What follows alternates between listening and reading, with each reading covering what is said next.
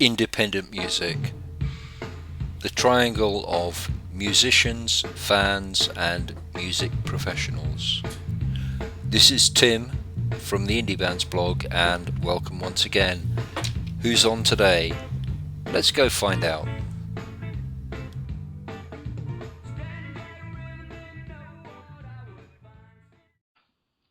Welcome to episode 2 of Indie Music Tips, and today I'm with Paul Eastham, who's the vocalist, keyboardist, guitarist, a few other thingsist with the folk rock band Coast from Southampton in the UK. And the band sort of reflects on an early period spent in the Outer Hebrides, along with the reality of Docklands in Southampton, so it's quite an interesting shortly. Anyway, enough of me. Today we're going to be talking about the state of the nation and connecting with fans. Hi, Paul. Hi, Tim. How you doing? I'm very well, thanks. Very well. Thanks for sparing me the time. Now, when we were having a pre-chat, one interesting thing, because you've done much more than just be with Coast, you also have your own production company, The Sample Station, and you were chatting about Duffy. Yeah. I basically, before I was sort of become involved in trying to become a more sort of touring musician, I was doing a lot of studio work, and the company I was working for was based up in Wales. They were called Owen Records, and from that I've kind of set up my own wee little production company, which I've used to kind of to help kickstart Coast as well. And basically, the company Owen that I was involved with had this Welsh girl come along and wanted to record some music. And she'd not really done much in that field before, so they called me in, and it turned out it was Duffy. Well, her real name was Amy Duffy. I think she's dropped her first name, and we did a three-track single in a native tongue, which is in a Welsh Gaelic, and we got to number 1 with it in the Welsh charts. So it was quite good, and we got her to the Welsh version of X Factor, which was called Wow Factor. And it was from there that we basically managed to get her to some bigger boys in the industry, basically. And after that, the rest is history. She flew and became a big star, So it's nice to be a part of something like that, really. Well, that's great. And I understand that your production company is at the moment quite small, but you're considering on taking on some new clients. Well, there you go. There's a guy with a pedigree. If you want to be found, then go up to Wales, sing in Welsh, and Paul's your man. Anyway, Paul, tell me about your thoughts on where the music industry sits at the moment, what I called the state of the nation. It's a very, very, very tough industry at the moment. It's completely different to how it was 15 to 20 years ago, where you could basically you go out and you gig and you gig and you gig and you gig, and you get better and better and better, and you save up the money from the gigs, and you record a record, or a record company comes along and punts loads of money into you and gets you into the public eye. Where today it's very, very, very much different. I mean, even to get a gig is very difficult for a lot of bands, because venues just will not take the punt. They won't take the risk, as well as punters that want to come in and see bands will not take the risk unless it's a band that they know and have heard of before. It's very, very, very difficult for a lot of bands. And even ourselves included in the UK, it's totally different to how it is in Europe. Yeah, because you've got experience of actually playing out in Denmark a couple of times, I believe. Yeah, we've been to Denmark and Norway and Germany, and we go up to Scotland as well, but it's very similar to down here. But across the other side of Europe, we tend to go. We can do our own tours out there now. We've got a very good, sturdy fan base, loyal fan base out there, which is growing a lot. But they enjoy taking punts on bands. You see, they will go out. Even if they don't know the band, they'll go out in the evening and see a band and, that's great. Whereas around here, especially in the south of England, it's so tough. If they haven't really heard of you, or it's not possibly perceived as being good music because it's not in the top 10, then they tend to not want to spend their money because nobody has any. It's, I mean, that's just my perception of it anyway. It's a very different world to what it was a while ago. I think you're absolutely right, and I don't think I mentioned it in our pre-chat, but I know that to people who heard episode 1, as I said, only 40% of the readers of the website are actually based in the UK. The rest are international, and pretty well everyone I speak to around the world talks about exactly that issue. Yeah. You hear people in suits or of my age saying, "Well, this is how you do it," and the world is completely different. It's so hard to build up a following and to get people to actually take interest and be prepared to put you on stage. And I think that probably neatly leads into you said you've built up a profile out in Europe. Yeah. How do you connect with fans? What are your tips and thoughts on that? Well, fans love exclusivity. We have a database which fans can sign up to, should they want to, and if they like the band. Whenever we play live, we have slips of paper where people can sign up to that. I say sign up; they just put an email address down. There's nothing. You're not signing your soul away or anything like that. What? No Visa card presented then? No National Bank of Uganda. But yeah, and we do it that way. I mean, Facebook is a reasonable tool, but it's not an accurate measure of how many fans are actually following the band. But it does the job as well, and having forums on your website where people can chat, but getting involved as well.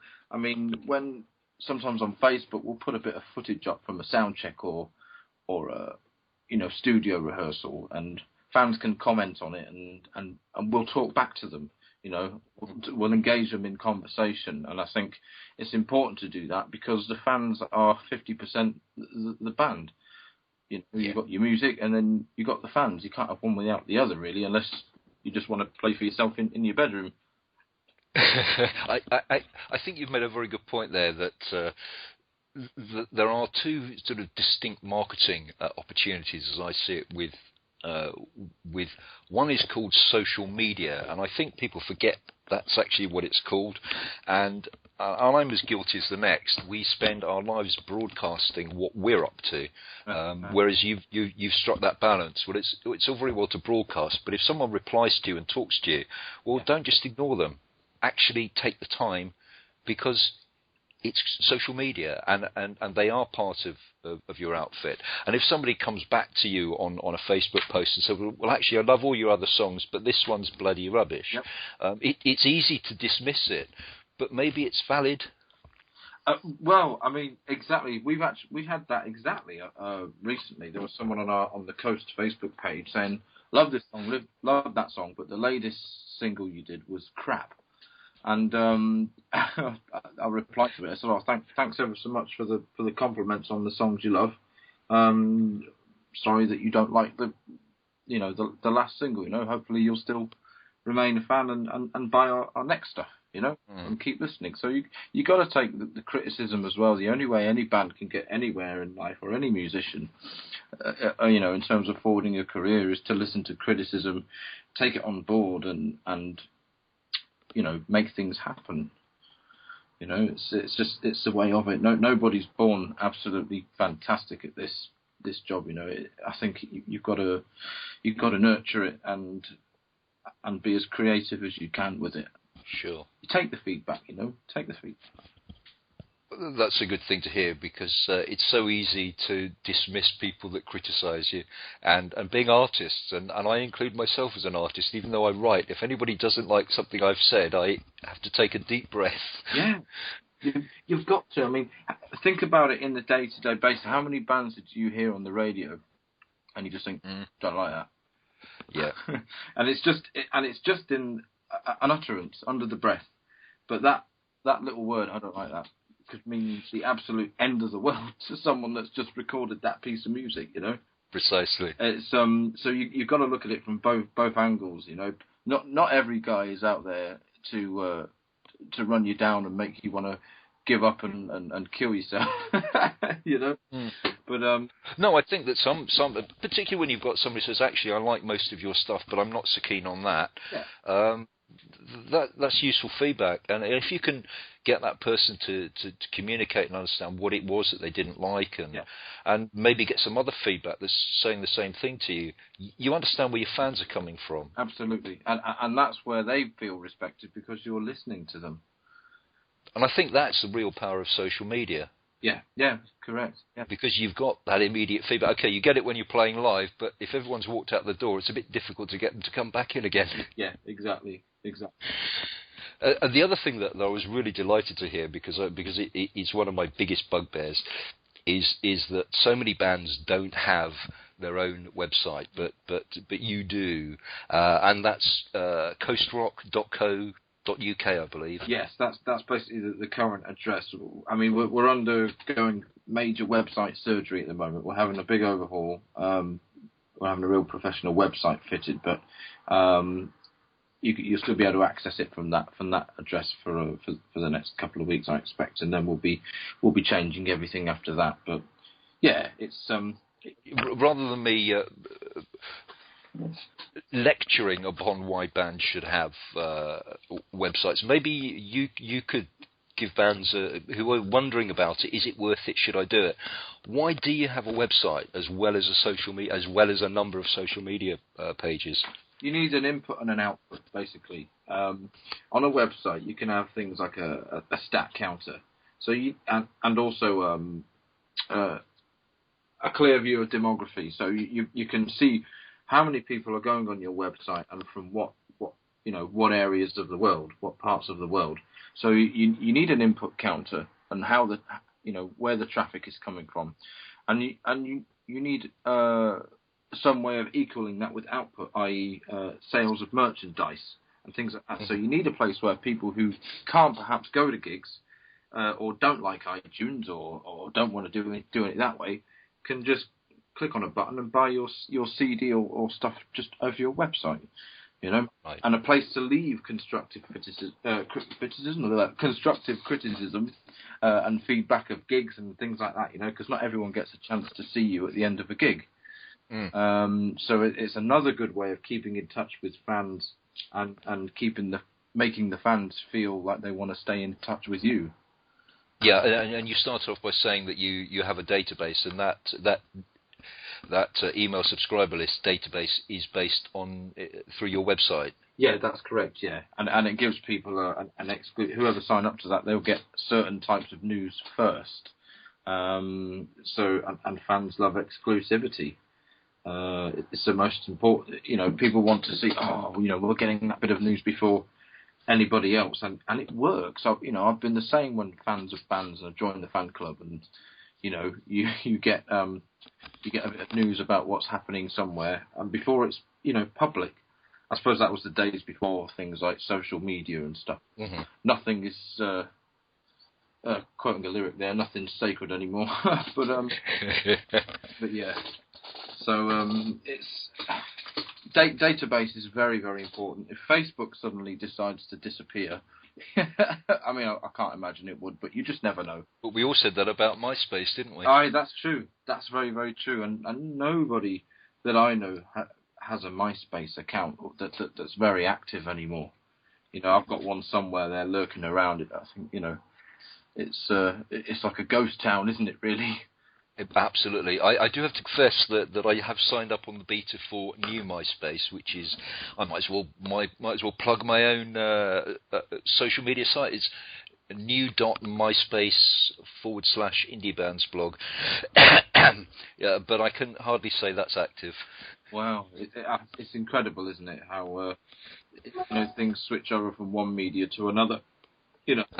But you are right, and I think that's the important thing, that even if Facebook continues forever, you can be kicked off Facebook tomorrow if they decide they don't like the cut of your jib, or a lot of people complain about you. Yeah, absolutely. And, I've done too many friend requests. I think I'm banned from requesting people for the next 14 days. So it just goes to show, So, but I mean, fortunately for our coast page, we've got all the band and management and that are able to run it if one of us is either ill or can't get access to internet for some reason. Sure. But at the same time, yeah, if that all goes up the creek, we need to be able to rely on the database, and the database is an accurate record of fans, whereas Facebook only shows how many people have liked, but not necessarily everyone that has liked is getting the updates, because it is relevant and dependent on how active and in terms of frequency they use your page. Precisely, yeah. I think that's an important thing, and I know that a lot of people have moaned about Facebook have changed the rules. Well, they haven't actually ever changed the rule. They've just made it explicit that anything you post on your wall will not be published to anybody, to everybody that follows your page. That's always been the case, but they didn't used to tell people, and when they did, people got upset about it, thinking it was some con, but actually it's just the way it is. I know from my own point of view, every band that I review, if they've got a Facebook page, I like it. I like it for a reference point, not because I'm ever going to be going back to them, or I'm looking for when's their latest gig. Yeah. And if I've received all 800 odd, or it might be 1,000 now, updates on that every time I logged into Facebook, well, Facebook and I both know I'd be leaving straight away. Yeah, you'd never get past the what's on your mind bit, would you? You'd never get to that, would you? No. What's on your too many blimmin' requests of bands. Yeah. So I think that's a really, really important, and it is certainly something I believe in very strongly, as someone who's got a particular interest in marketing and internet marketing.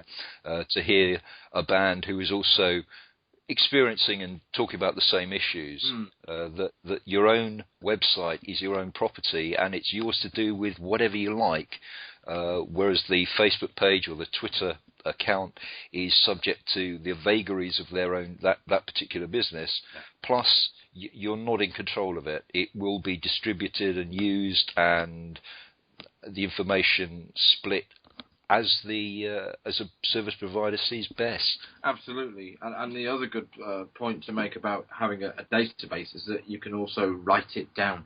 So if everything, even the internet goes up the creek and all that suddenly disappears off the face of the earth, you still know you've got those people that have written that address down. You can get in touch with them via what they used to do in the olden days, which was a real newsletter. Yes. Yes. Real paper and real ink or pen, and delivered through your actual letterbox, through your door. Those are the days. I remember the old Virgin newsletter that used to come round when Virgin first started as a mail order record company. Yeah. It was a delight. It was full of so much stuff you'd never have come across, and it worked so well at the time. So yes, there's always pen and paper. Yep, absolutely. It's who knows? It may go back to that one day. I don't know, but it's the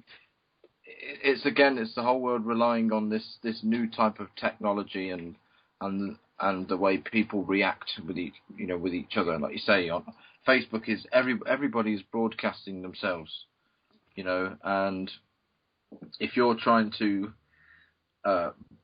if you're trying to sell a product to people, they want to know why. What do I get out of this? Anyone can make a CD or sell a CD, but what makes you guys, despite how good your music may be or not, what makes you guys good to follow?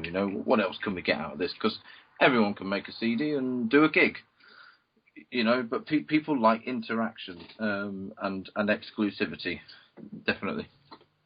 And I think that also ties in, excuse me, as I said to Paul, sorry if you've heard me sniffling through this interview, but I've got a cold. I'm feeling a bit wimpish today, so sorry for the cough. I think that sort of ties in with where you started off, that the venues themselves are reluctant to take on bands. They're in the same position. They've got so many to choose from. Absolutely, they are. I mean, even trying to get a pub gig. I know that Coast are doing some sort of local ones at the moment as like pre-tour warm-ups. But 5-6 years ago, we could get £300-400 out of a pub to do a gig. Whereas now, I was speaking to a landlord of a local pub recently, and they've all a lot of them have made this kind of agreement where they can't really pay even 5-6 piece bands any more than 120 to 150 pounds. It's changed so much.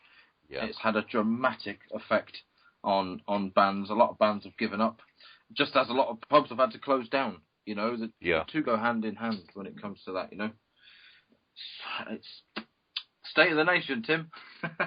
Yep, quite. And I know that there was another area that you were keen to talk about, and it would be good to have you back to talk about it, which is the use of or the methods of distribution of your music, which I think would be a fantastic separate conversation rather than confuse it with this one. So I really appreciate your time on this. But tell us all about Coast and what you're up to and where you play. We're a load of rubbish, really. No, I'm just joking. I mean, Coast has been around for sort of 5 years now, and it's had, I think we're on kind of our 10th member change. You know, it's had so many lineup changes. It's unbelievable.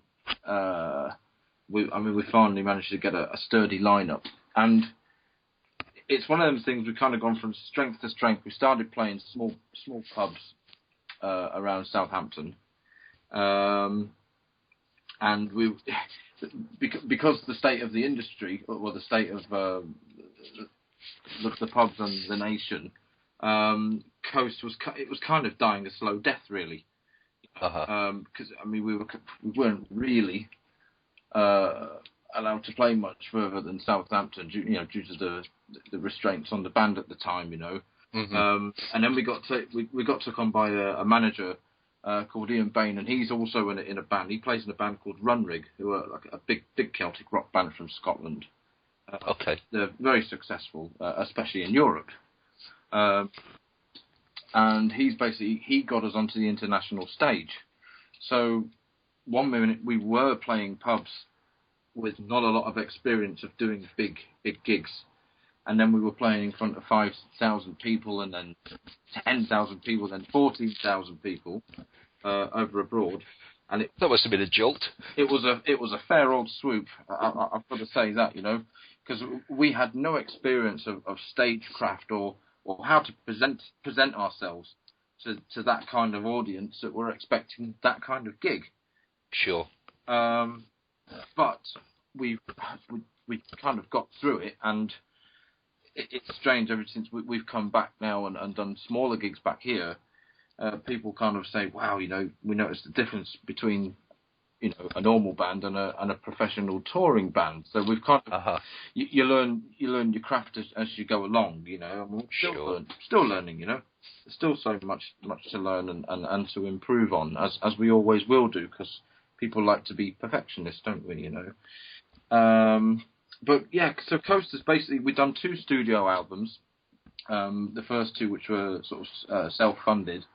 The first one cost no more than about 800 quid, which was done locally, using a local professional studio and sample station, because I produced it as well. And same with our second album as well. And we also got taken on by a Danish record company who distributed that physically out in Denmark, and we were on Danish radio and quite a lot, which enabled us to do a shop window of festivals out in Denmark and Norway, and we've done a few in Germany as well.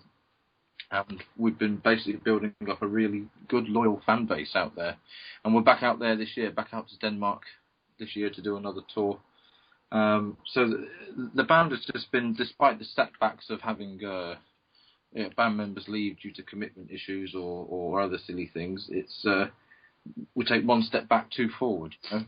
Oh well, good luck with 2013, and hopefully I'll get out to see one of those gigs. Right. If I don't, then hopefully some of the readers from the website will. As I said, there's plenty of readers up in Scandinavia, so with any luck, someone will pick that up. And what about the sample station? You mentioned that it's a small production company. You're considering taking on some clients.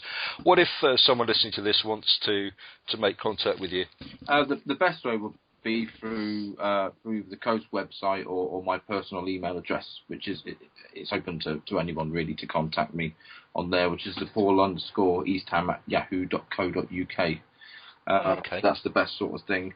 I mean, I've got a couple of sort of local clients that aren't really sort of public, but I thought about just kind of opening it out and do some more production work, because I've been told that my production on the demos that I do for Coast are top class. So I was very chuffed with that, and that was by a big time producer as well. So it's that's a good recommendation. Yeah, it's really really good. So I'm pleased with that. I mean, it is a small project studio. It's not like you can go in and record big drum kits and things like that. It's basically for people who want a really very good sounding demo for singer-songwriters, that sort of thing. So if they want a good sounding demo, then that's basically what I'm doing here at the moment. All right. Well, see if someone comes through to you. And again, good luck with that one. Okay. Thanks very much for your time, Paul. Really appreciate it. And let's have a listen to one of the tracks by Coast called The Caller. Thanks, Paul. Bye. Cheers, Tim. Thanks a lot.